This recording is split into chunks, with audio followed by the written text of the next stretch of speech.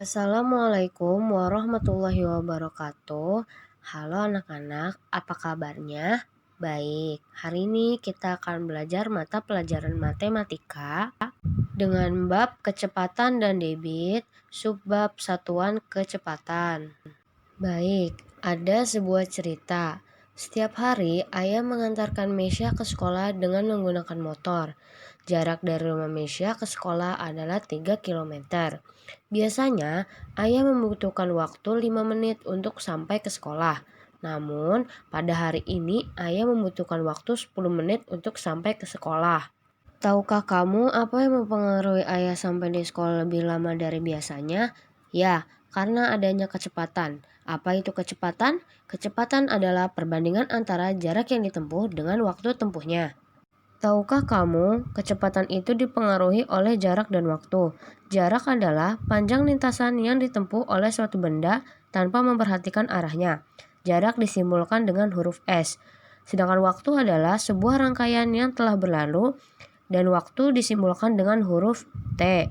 Jadi, untuk mengetahui suatu kecepatan benda, kita harus mengetahui yang pertama, jarak yang ditempuh, dan yang kedua, waktu yang diperlukan. Lalu ada rumusnya, rumus kecepatan, jarak, dan waktu. Rumus kecepatan adalah jarak bagi waktu, rumus waktu adalah jarak bagi kecepatan, dan rumus jarak adalah kali kecepatan kali waktu. Selanjutnya, cara menghitung kecepatan, jarak, dan waktu. Yang pertama ada kecepatan. Kecepatan sama dengan jarak dibagi waktu. Contohnya, Andi berlari menempuh jarak 120 km dalam waktu 3 jam. Kecepatan rata-rata Andi berlari adalah titik-titik kilometer per jam. Jawabannya, kecepatan sama dengan jarak dibagi waktu. 120 km dibagi 3 jam, sama dengan 4 km per jam.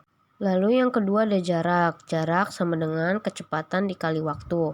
Contohnya, Budi bersepeda selama 2,5 jam dengan kecepatan rata-rata 20 km per jam. Jarak yang telah ditempuh Budi adalah titik-titik kilometer.